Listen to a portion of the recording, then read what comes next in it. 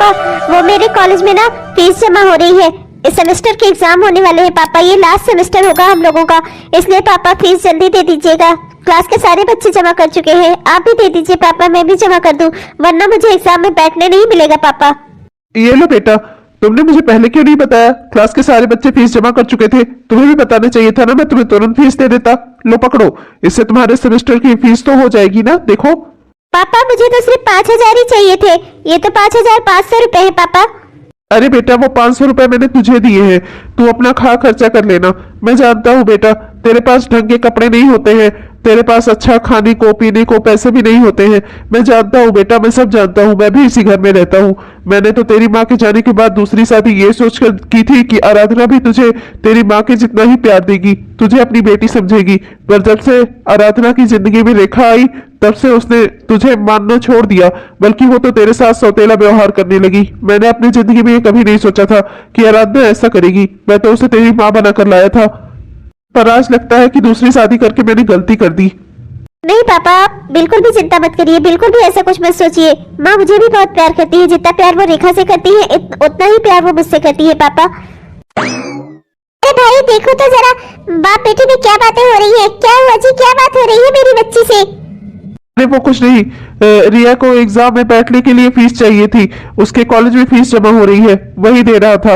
अब ये वरना एग्जाम ना दे पाती। इसे भी देखो कितनी भोली और सीधी है, एग्जाम में सारे बच्चों ने फीस जमा कर दी। कल जब प्रिंसिपल ने इसे डांटा कि मैं तुझे सेमेस्टर एग्जाम में बैठने नहीं दूंगा, तब ये मुझसे बता रही है। बताओ तो जरा। अरे मेरी लाडली बेटी को फीस चाहिए थी, बेटा तुझे मुझे बताना चाहिए था ना, मैं क्या तुझे ना देती पैसे? अरे तेरे पापा की जो भी तनख्वाह होती, अरे अपना तन पेट काट कर मैं अपनी बेटी को पढ़ाती, भला मैं तुझे फीस ना देती? तुझे मुझे बताना चाहिए था ना। इतना देर क्यों की तूने? अब तो जमा करने फीस अकेले जाएगी, है ना? देख बेटा, ऐसा नहीं करना चाहिए, मैं भी तो तेरी माँ हूँ। जी जी माँ। लगता है भाग्यवान, मैं लोगों से गलत ही सुनता हूँ तुम्हारे बारे में। आस पड़ोसी लोग ना मुझे जानबूझकर ऐसे भड़काते हैं जिससे मैं अपने घर में झगड़ा करूं। तुम बहुत मानती हो मेरी बेटी को, मैं बहुत खुश हूँ आज इस बात से। चलो खैर ठीक है, भगवान करे कि सब ऐसा ही रहे। अरे जी मानूंगी क्यों नहीं, मेरे लिए जैसे रेखा है वैसे ही रिया है, रिया और रेखा दोनों मेरी बच्चियां हैं। हाँ, और मेरे लिए भी रिया और रेखा में कोई अंतर नहीं है, दोनों मेरी बेटी है। देखा जरा, देख तो तेरे बाबूजी गए ऑफिस? जी माँ। हाँ माँ चले गए। अच्छा करम जली नाच पीती तो ना मेरे चोरी चोरी मेरे पति से पैसे मांगती है, उन्हें क्या दिखाना चाहती है? मैं तुझे पैसे नहीं देती हूँ। नाच पीती कहेगी, तेरी माँ मर गई थी, तू कैसे बच गई? तू भी चली जाती ना इस दुनिया से अपनी माँ के साथ, तो आज मेरे लिए अच्छा होता, मेरा और मेरी बेटी का ही होता सब कुछ। हमारे हक अधिकार पे क्यों कुंडली मारकर बैठी है तू? अरे कहीं मर क्यों नहीं जाती जाकर? माँ मेरे कॉलेज में फीस लगनी थी माँ, इसीलिए मैंने पापा से मांगा माँ। मैंने तो आपसे भी कहा था, पर आपने तो दिया नहीं। पर मुझे एग्जाम देने को ना मिलता माँ, इसीलिए मैंने पापा से मांगा। इधर दे पैसे, पैसे पकड़ कर रेखा, इसे 2-4 हाथ लगा दूं। मेरे चोरी चोरी चली है अब अपने बाबूजी से शिकायत करनी मेरी। ये तो अच्छा हुआ मैं यहाँ पर आ गई, मैंने सब कुछ अपनी आंखों से देख लिया, वरना सोच तेरे बाबूजी क्या सोचते कि इसने स्कूल की फीस मांगी, मैंने इसे फीस नहीं दी।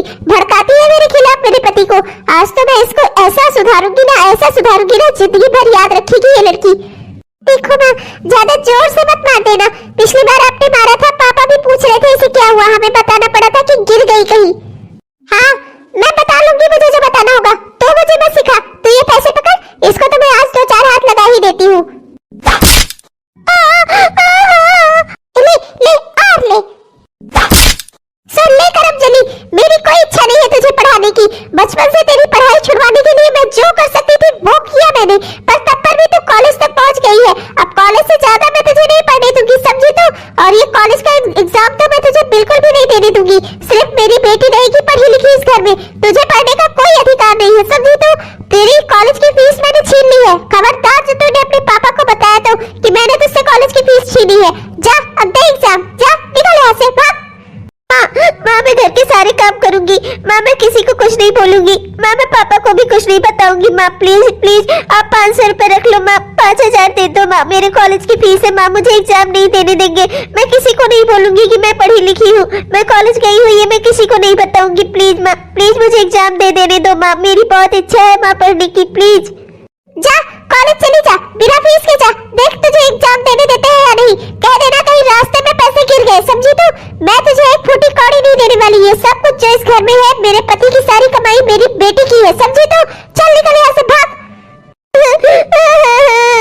बड़ी आई थी, देख रही है बेटी, जरा सा आप क्या उछलो, ये लड़की ना पूरे तेरी सारी जमीन जायदाद धन दौलत सब पर कुंडली मार कर बैठना चाहती है, पर मैं तेरा हक हिस्सा कहीं जाने नहीं दूंगी।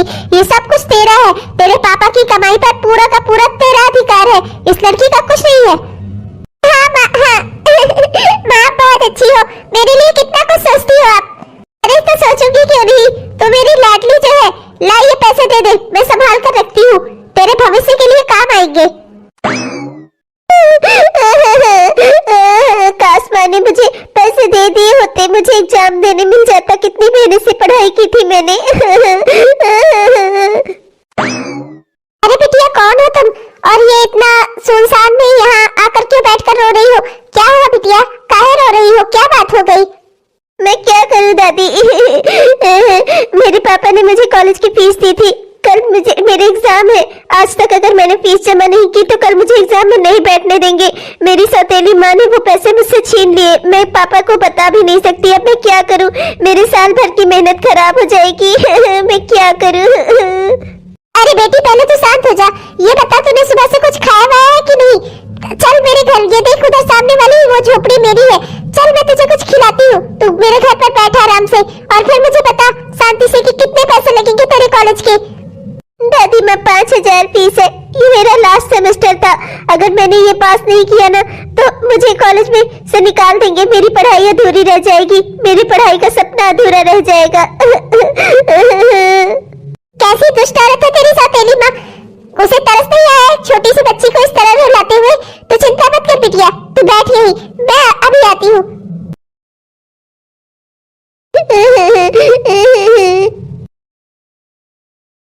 ये ले बेटी, पहले ये पकड़ खाना, ये खाना खा पहले तू, मुझे तू कमजोर लग रही है, लग रहा है पता नहीं कितने दिनों से तूने अच्छा खाना न खाया हो, ले खाना खा, पकड़। निम निम निम निम निम निम। दादी बहुत अच्छा खाना है, निम निम निम निम निम। ले ये पैसे पकड़, ये 6000 है पूरे, 5000 तेरी कॉलेज की फीस और 1000 मैं तुझे दे रही हूँ। मुझे तुझे दे रही हूँ, अपने लिए कोई अच्छा सा कपड़ा खरीद लेना, कैसे बेकार से कपड़े पहने हैं तूने, और ये फीस जमा कर और कल अपने कॉलेज में जाकर अपना एग्जाम दे, किसी को कुछ कहने सुनने की जरूरत नहीं है, समझी तू? मेरे लिए तो मेरी पोती जैसी ही है बेटा, ले जाना ये पैसे कॉलेज में जमा करके और अपना जो है वो कर लेना, एग्जाम दे लेना, अपना पढ़ लेना। पर दादी अब मैं आपसे पैसे ले लूंगी तो आपका खर्चा कैसे चलेगा दादी, आप भी तो इस छोटी सी झोपड़ी में रहने वाली हो। दादी आपके पास कहाँ इतने सारे पैसे होंगे, अगर आपको इन पैसों की कोई जरूरत लगी तो दादी मैं अभी तो आपके पैसे लौटा भी नहीं पाऊंगी।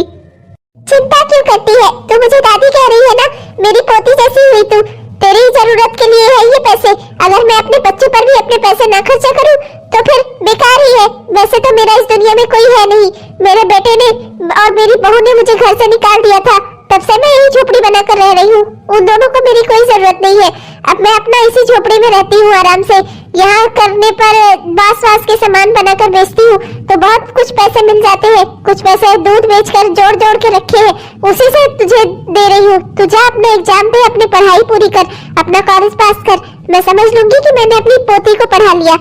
तुझे ये पैसे जब लौटाने होंगे तब लौटाना, अभी तुझे सिर्फ अपने एग्जाम पर ध्यान देना चाहिए, अच्छे से अपना पेपर कर, अच्छे से अपना पर्चा लिख कर आ, खूब अच्छे नंबर से पास होगी ना तो मैं समझ लूंगी कि मेरी पोती ने मेरे पैसे लौटा दिए। दादी आपके बहू और आपका बेटा कितना निर्दयी है जिसने अपने घर से इतनी अच्छी माँ को निकाल दिया। हाँ बेटा होते हैं ऐसे लोग जैसे तेरी सौतेली माँ है। खैर ये सब छोड़ दो, अपना कॉलेज जा वरना देर हो जाएगी, जा। आपका बहुत बहुत शुक्रिया दादी, आपका ये एहसान मैं कभी नहीं भूलूंगी। मैं तुझे रोज कॉलेज आते जाते देखती थी, हमेशा तो दुखी दुखी सी लगती थी, पर आज तुझे रोते हुए देखा ना तो मुझसे बर्दाश्त नहीं हुआ, और देखना कितना अच्छा हुआ मैंने तुझसे बात की, हमारे बीच तो एक अनजाना रिश्ता ही बन गया, मैं तेरी दादी तो मेरी पोती।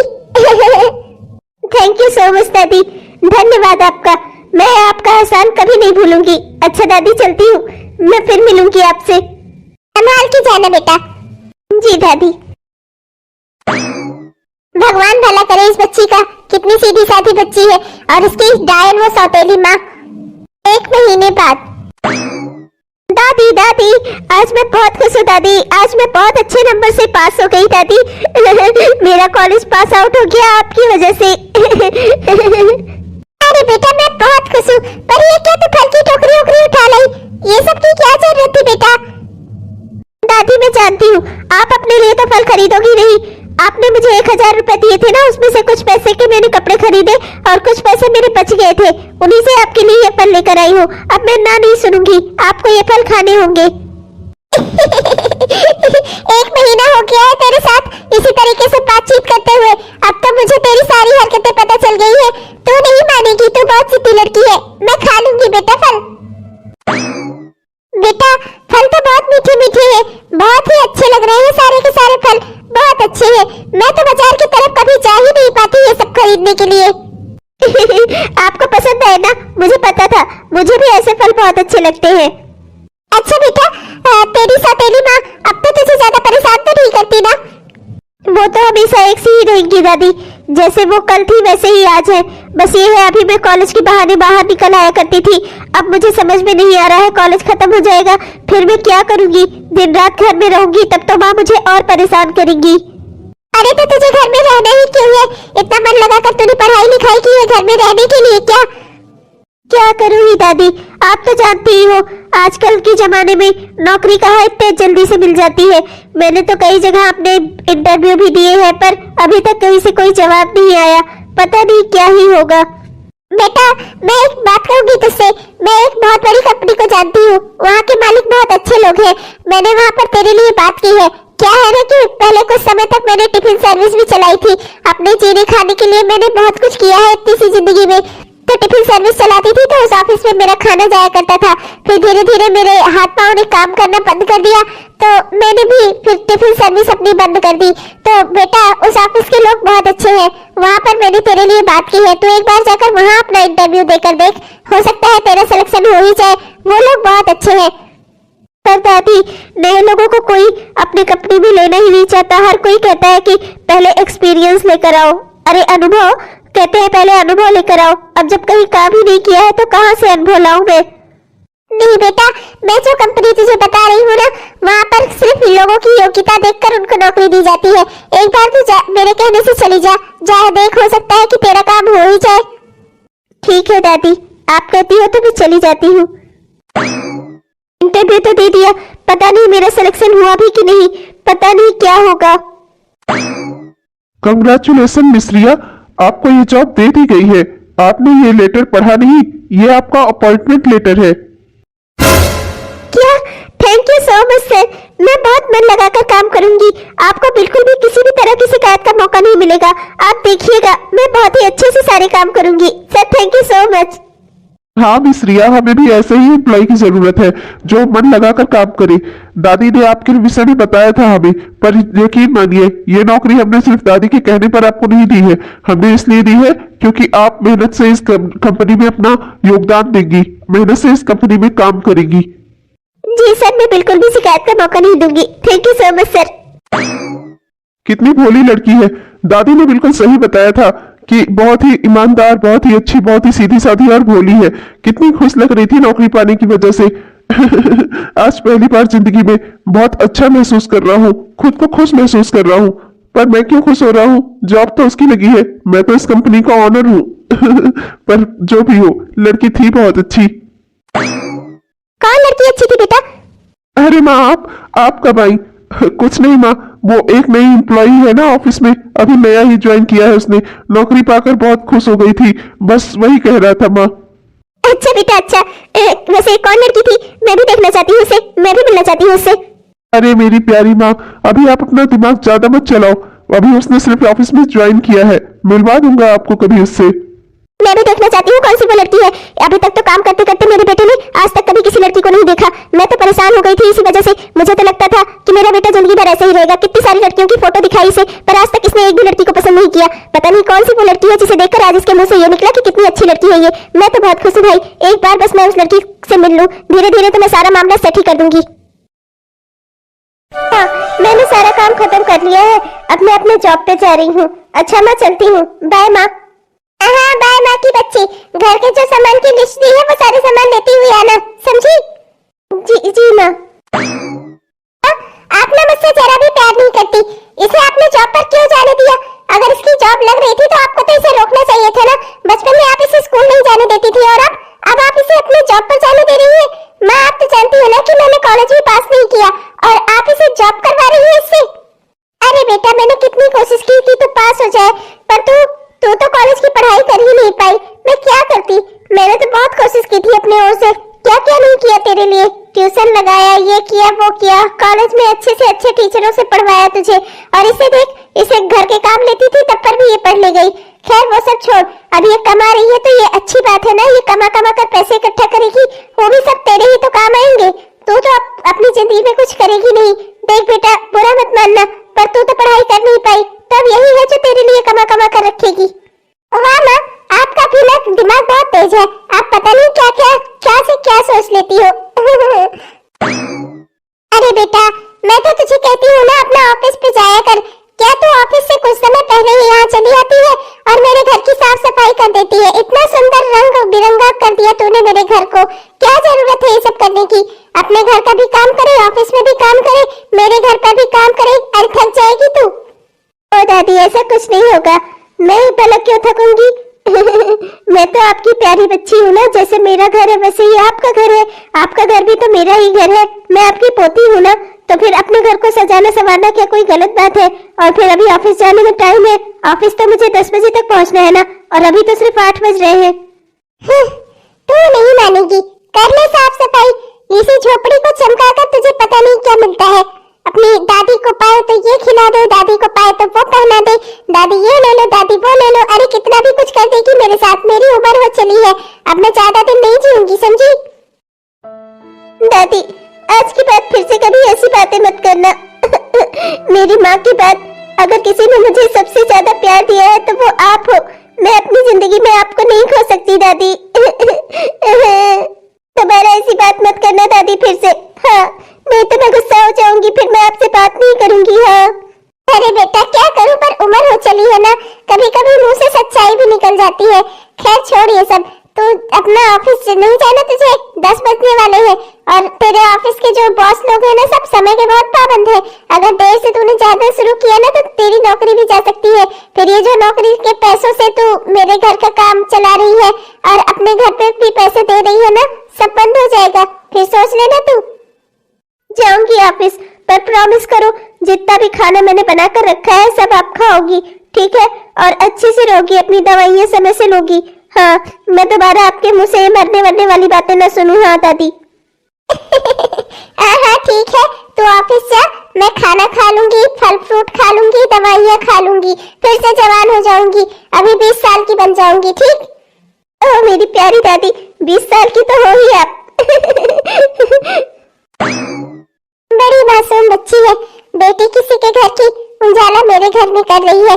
भगवान इसकी जिंदगी में सब खुशी ही खुशी देना, इसकी जिंदगी में सब सुकून वाला देना। प्यारी बच्ची, मेरी बच्ची।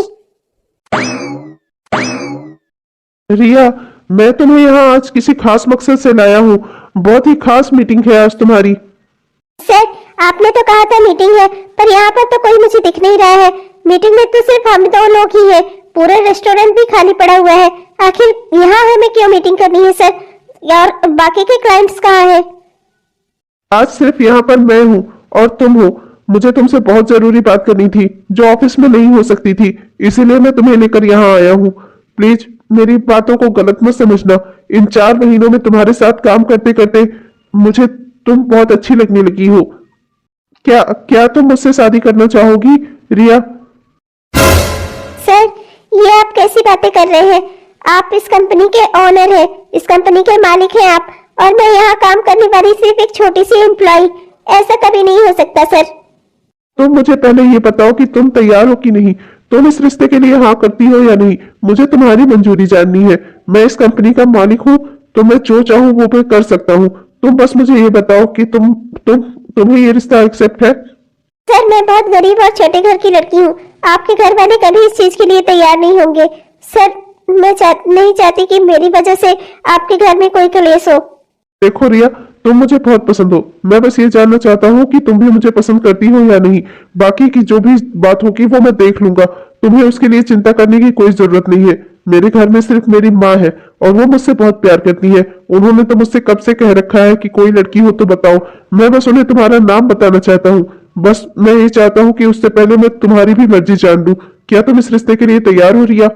सर मैं क्या बोलूं, मेरे घर वाले जो कहेंगे, मेरे पापा मम्मी जो कहेंगे, मैं तैयार हूँ। फिर मैं समझ गया, तुम बहुत ही संस्कारी लड़की हो। बस मुझे यही जानना था कि तुम इस रिश्ते के लिए तैयार हो कि नहीं। तुम्हारे घर वालों से मेरे घर वाले बात कर लेंगे। मेरे घर में सिर्फ मेरी माँ है और वो मेरी खुशी ही चाहती है। मैं उन्हें तुम्हारे घर कल ही भेज दूंगा। सर तो अगर मेरे मम्मी पापा भी तैयार है इस रिश्ते के लिए तो फिर मेरी भी हाँ है। बस रिया, मुझे यही जानना था। मैं बहुत खुश हूँ। और हाँ, अब तो मुझे सर कहकर मत बुलाना। मेरा नाम कार्तिक है तो मुझे कार्तिक कहकर बुला सकती हो। जी जी कार्तिक जी। ओहो, तुम्हारे संस्कार। देखिए भाई साहब, आपने बहुत खातिरदारी कर दी। अब मैं चलूंगी। मैं तो बस यही अपने बेटे का रिश्ता ही तय करने आई थी। अब आपको मंजूर हो तो फिर बस मैं खुशखबरी लेकर अपने घर जाना चाहूंगी। मेरे बेटे कार्तिक को आपकी बेटी रिया बहुत पसंद है। देखिए भाई साहब, हमारे घर में कार, बंगला, एसी, कूलर, फ्रिज, टीवी, किसी चीज की कोई कमी नहीं है। भगवान का दिया हुआ सब कुछ है। 2-2 बंगले हैं हमारे, किसी चीज की कोई कमी नहीं है। पर मेरे कार्तिक को आपकी रिया बहुत पसंद है और मैं चाहती हूँ मेरे बेटे को उसकी खुशी मिल जाए। बस इसीलिए मैं यहाँ पर आई हूँ। भाई साहब, आपको क्या बताऊँ, मेरे 2 बेटे हैं पर मेरा बेटा कार्तिक आज तक वो शादी के लिए तैयार नहीं हुआ। कि मैंने बहुत सारी लड़कियों की उसे तस्वीरें दिखाई थी, पर जब से उसने रिया को देखा है उसने रिया को पसंद कर लिया है। बस मैं भी आपसे यही चाहती हूँ कि आप रिया की शादी मेरे कार्तिक से कर दीजिए। भाई साहब, मैं चाहती हूँ कि आप रिया और कार्तिक की शादी करवा दीजिए। बस मेरा यही एक इच्छा है। जी जी बहन जी, ये तो बहुत ही खुशी की बात है। मैं बस जल्द से जल्द। जी हटिए तो सामने से। अरे क्या कर रही हो? चुप हो जाओ, 2 मिनट बात कर लेने दो। रिया की शादी तय हो रही है यहाँ पर। हाँ तो मुझे भी शादी के बारे में ही बात करनी है। हटिए आप पीछे। अरे बहन जी, कहाँ आप उस रिया के चक्कर में है? अरे कोई काम करना आता जाता नहीं है उसे। बहुत ही पुराने टाइप की लड़की है। घर का दाल चावल रोटी सब्जी यही सब बनाती है। आप मेरी इस बेटी से मिलिए। ये बेटी मेरी बस रिया से 1.5 साल ही छोटी है। आपको पता है, ये मैगी बना लेती है, पास्ता बना लेती है, इज्जा पिज्जा बर्गर सब कुछ बना लेती है मेरी बेटी। एकदम मॉडर्न है, मॉडर्न। इसे अपने घर ले जाइए, आपका घर एकदम स्वर्ग की तरह चमका देगी, मॉडर्न लुक दे देगी आपके घर को। अरे भाग्यवान, ये क्या कर रही हो? क्या सोचेंगी वो हमारे बारे में? अरे रिया की शादी पहले तय हो जाने दो ना। रिया वैसे भी बड़ी है रेखा से। अगर रेखा की शादी कुछ समय बाद भी होगी तो चलेगा ना। पहले हमें रिया की शादी तय हो जाने दो ना। और ये वैसे भी रेखा के लिए नहीं आई है, ये सिर्फ रिया के लिए आई है। ये तुम क्या कर रही हो? ये हमारे बारे में क्या सोच रही होंगी? आप चुप रहिए। आप तो मेरी बच्ची का भला कभी देख ही नहीं सकते। आप तो बस उस रिया का ही भला सोचेंगे। मैं हूँ अपनी बेटी का भला सोचने के लिए। और आप अभी देखते रहिए, रिया की जगह मैं रेखा के रिश्ता तय करूंगी। हाँ बहन जी, देखा आपने मेरी बेटी कितनी मॉडर्न, कितनी सुंदर है। और बहुत इसे सब मॉडर्न टाइप की डिशेस बनाना भी आता है। आपके घर में एकदम रौनक आ जाएगी, रौनक। आप कहाँ उस रिया को लेकर जाओगी? छोड़ो उस रिया को। मेरी बेटी रेखा से अपने बेटे कार्तिक की शादी करवाओ। इतनी दुष्ट औरत है ये। सौतेली ही सही, पर रिया भी तो इसी की बेटी है। कैसे उसका घर तोड़कर ये चाहती है कि रेखा का घर बस जाए। वाह भगवान, आज के जमाने में भी ऐसी ऐसी औरतें हैं। औरत होकर ही औरत की दुश्मन। खैर, मुझे क्या करना है? मैं बस रिया का हाथ मांग लूं इनसे, रिया का रिश्ता हो जाए मेरे कार्तिक से, और मुझे कुछ नहीं चाहिए। इस औरत से मुझे कोई काम ही है ही नहीं। क्या हुआ बहन जी, आप सोच में पड़ गई ना? मेरी रेखा को देखने के बाद हर कोई सोच में पड़ जाता है। रिया से लाख गुना अच्छी है मेरी बच्ची। देखिए बहन जी, आपकी बेटी रेखा भी बहुत अच्छी है, पर मैं आपको एक बात बता दूं, मेरे कार्तिक ने रिया को ही पसंद किया है और मैं रिया को ही अपने घर की दुल्हन बनाऊंगी। अगर आप लोगों को मंजूर हो तो फिर मैं ये रिश्ता पक्का समझूं। अरे हाँ हाँ बहन जी, बिल्कुल बिल्कुल। कार्तिक और रिया का रिश्ता आप पक्का समझिए। मैं रिया की शादी सिर्फ कार्तिक से ही करूंगा। आप जल्दी से जल्दी बस शादी की डेट फिक्स करवाइए। मैं जल्दी से जल्दी रिया की शादी करना चाहूंगा। बहन जी, आपका बहुत बहुत धन्यवाद। अब जल्दी ही आप हमारी समधिन बनने वाली है भाई। हाँ हाँ, बहुत बहुत मुबारकबाद हो आपको भी समझी जी। अच्छा फिर मैं चलती हूँ। रिया बिटिया को बता दीजिएगा, मैं भी कार्तिक को जाकर बता देती हूँ। ये तुम क्या करने की कोशिश कर रही थी? रिया का घर छोड़कर तुम रेखा का घर बसाना चाह रही थी? एक बात अच्छे से समझ लो, मेरे लिए मेरी दोनों बेटियां बराबर है, समझी तुम? नहीं नहीं समझी मैं। आपके लिए रिया ही सब कुछ है। मेरी रेखा का भला आप कभी सोच भी नहीं सकते। रिया के लिए आपने इतने बड़े घर के लोगों से रिया की शादी तय करने के लिए हाँ कर दी। मेरी रेखा के लिए ऐसा रिश्ता आप कभी जन्मों में भी नहीं ला पाएंगे। मेरी रेखा को जिंदगी बर्बाद ही रहेगी। ना तो उसे बाप का अच्छे से प्यार मिला और ना ही इतने बड़े घर खानदान का सुख मिला मेरी बच्ची को। अरे तुम समझती क्यों नहीं, जिसके भाग्य में जो लिखा होगा उसे वो मिलेगा। वैसे भी कार्तिक ने रिया को पसंद किया है, रेखा को नहीं, समझी तुम? हाँ हाँ सब समझ गई। आप ना कभी मेरी बेटी का भला सोच ही नहीं सकते। आपको उन्हें खुद फोर्स करना चाहिए था कि वो रिया की जगह रेखा से शादी करे, पर क्यों करेंगे आप? आप तो हमेशा यही चाहते हैं कि आपकी बेटी रिया खूब खुशी में रहे और हम सब गरीबी और दुख में रहे। आराधना पागल हो गई हो क्या? मेरे लिए मेरी दोनों बच्चियां बराबर है, समझी तुम? और इस तरीके से मेरी दोनों बेटियों के मन में जहर मत घोला करो एक दूसरे के खिलाफ। ये समझ लो, बाद में एक दिन तुम्हें ही पछताना पड़ेगा। अब चुपचाप से खुशी से इस शादी में शामिल हो जाओ, समझी?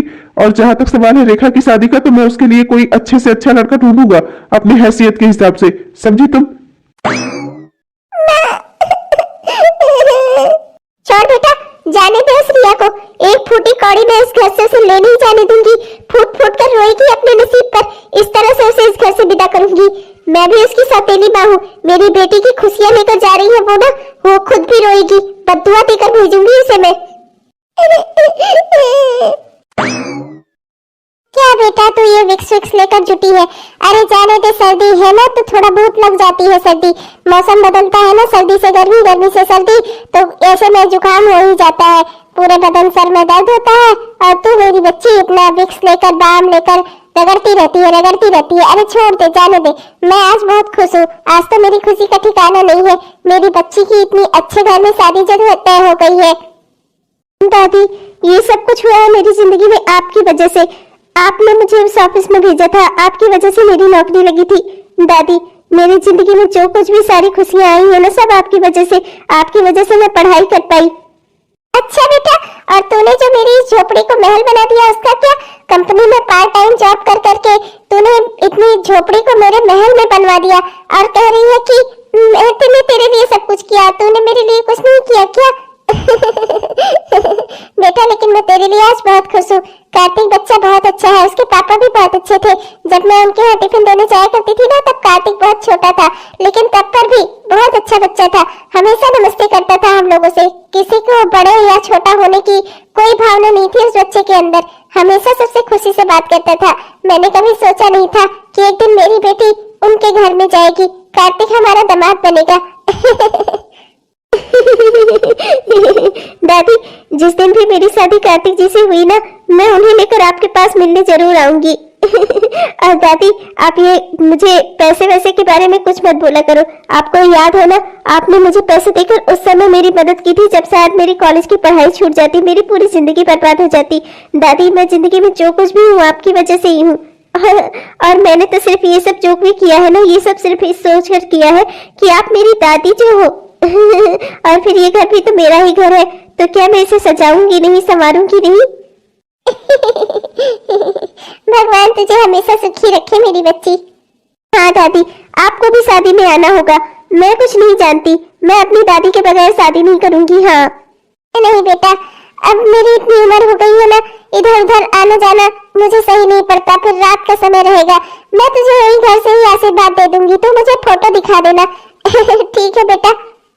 चलिए ठीक है दादी, लेकिन मैं कार्तिक जी के साथ आपसे मिलने जरूर आऊंगी। 1 महीने बाद। बहू मैं बहुत खुश हूँ बेटा। मैं इस कार्तिक से कब से कह रही थी कि ये शादी कर ले, पर ये तैयार ही नहीं हो रहा था। बेटा तो इस घर में आ गई ना, इससे ज्यादा खुशी की बात मेरे लिए कोई नहीं हो सकती। मैं आज बहुत ही खुश हूँ। मुझे तो लगता था कि मेरे कार्तिक ने कभी शादी ना करने की ठान ली है।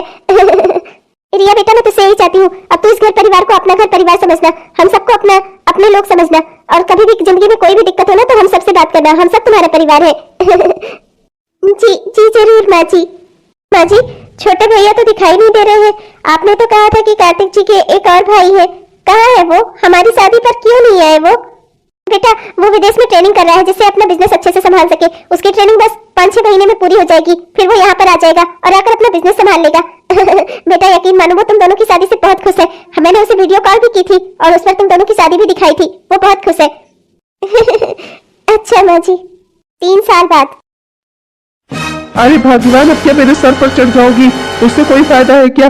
जितना भी नखरे दिखा लो, अब कर तो रहा हूँ कोशिश। जब नहीं मिल रहा कोई अच्छा रिश्ता तो क्या करूँ? कहाँ जाकर ले आऊं किसी को? हाँ किसी को भी पकड़कर अपनी बेटी फेंक दूं उसके साथ? आप ना आज तक जितने भी रिश्ते एक भी अच्छा रिश्ता लेकर आए आप? अरे मैंने आपसे कहा था कि मुझे कार्तिक से भी ज्यादा रईस इंसान चाहिए अपनी बेटी के लिए। और रईस तो छोड़ो, आप तो दुकान के कभी काम करने वाले, कभी किसी मजदूर टाइप के इंसान को ऐसे ऐसे रिश्ते लेकर आते हो आप, और वो लोग भी आकर मेरी बेटी को इनकार करके चले जाते हैं। हाँ तो करेंगे क्यों नहीं? तुम्हारी बेटी में ये क्या अच्छाई है ये बताओ मुझे जरा। पढ़ाई लिखाई तो इसने की नहीं, ना तो किसी काम नहीं है, तो कौन शादी करेगा इस लड़की से, बताओ मुझे। आपको तो सारी बुराइयां मेरी बेटी के अंदर दिखती है। आपकी रिया तो बड़ी अच्छी थी ना, बस वो नहीं अच्छी थी, बस उसकी किस्मत अच्छी थी। महारानी बन के बैठी है उस घर में वो। अपनी किस्मत से है ना, तुमने तो कुछ नहीं दिया उसे ना। तुम तो जो उसके पास था वो भी उससे हमेशा छीनती ही आई हो। भगवान ने उसे दिया है जो भी दिया है, अब तुम्हें उससे भी जलन है। आने दो उस रिया को, अब की तो मैं उसे कान पकड़कर इस घर से निकालूंगी। एक फुटी पाई भी नहीं दी थी शादी में, तब पर भी वो लोग कैसे निर्लज लोग थे, तब पर भी ब्याह करके ले गए उसे। हाँ तो क्यों नहीं, तुम उसका भाग्य थोड़े बन जाओगी। तुमने उसका भाग्य बिगाड़ने की बहुत कोशिश की, पर उसके साथ भी भगवान थे, उसका साथ उन्होंने दिया, जिसकी वजह से आज मेरी बच्ची अपने घर में सुखी है। और तुम्हारी जलन के कारण तुम्हारी बेटी इतना बेकार है, वो ना किसी काम में है ना ही पढ़ाई लिखाई में है, और उसके लिए रिश्ता ढूंढते ढूंढते 3 साल हो गए, आज तक कोई अच्छा रिश्ता नहीं मिला। इसका कारण मैं नहीं हूँ, इसका कारण आप है, आपकी नाकाबिलियत है, समझे आप? और तुम्हारी क्या काबिलियत है? हाँ, क्या सिखाया तुमने, क्या गुण संस्कार दिए हैं अपनी बच्ची को? हाँ बताओ मुझे जरा। रिया को तो तुम हमेशा दुत्कारती ही रहती थी, उसकी तो तुम सौतेली थी। अरे कम से कम अपनी बेटी की तो सगी बन गई होती तुम। और खबरदार, आज के बाद अगर मेरी रिया को इस घर से निकालने की बात की तुमने तो मुझसे बुरा कोई नहीं होगा, ये बात अच्छे से समझ लेना। इस घर का मालिक अभी भी मैं ही हूँ, और ये रिया का मायका है, उसे यहाँ से कोई नहीं निकाल सकता, समझी तुम?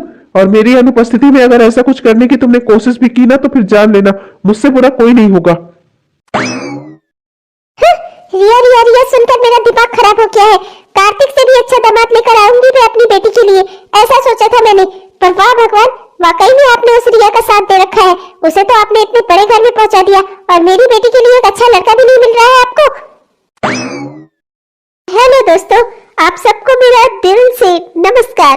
कैसे हैं आप सब? उम्मीद तो करती हूँ कि बहुत ही बढ़िया होंगे। दोस्तों, ये हमारी इस कहानी का पहला भाग था। हमारी इस कहानी का दूसरा भाग आपको कल हमारे इसी चैनल पर देखने को मिलेगा। आपने हमारा यह वीडियो पूरा देखा, इसके लिए आपका बहुत बहुत धन्यवाद दोस्तों, दिल से धन्यवाद। और आपको अगर ये पसंद आया हो तो वीडियो को लाइक जरूर करिएगा, और अपने दोस्तों को, रिश्तेदारों को वीडियो को शेयर भी जरूर करिएगा। और हाँ दोस्तों, अपने प्यारे प्यारे कमेंट्स भी हमें लिखना मत भूलिएगा, आपके कमेंट्स का हमें इंतजार रहेगा। और हाँ दोस्तों, हमारे इस चैनल को सब्सक्राइब भी जरूर कर लीजिएगा दोस्तों, जिससे हमारे इस तरह की वीडियोस आप तक रोजाना पहुंचते रहे।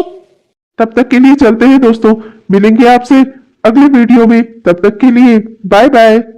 बाय बाय दोस्तों।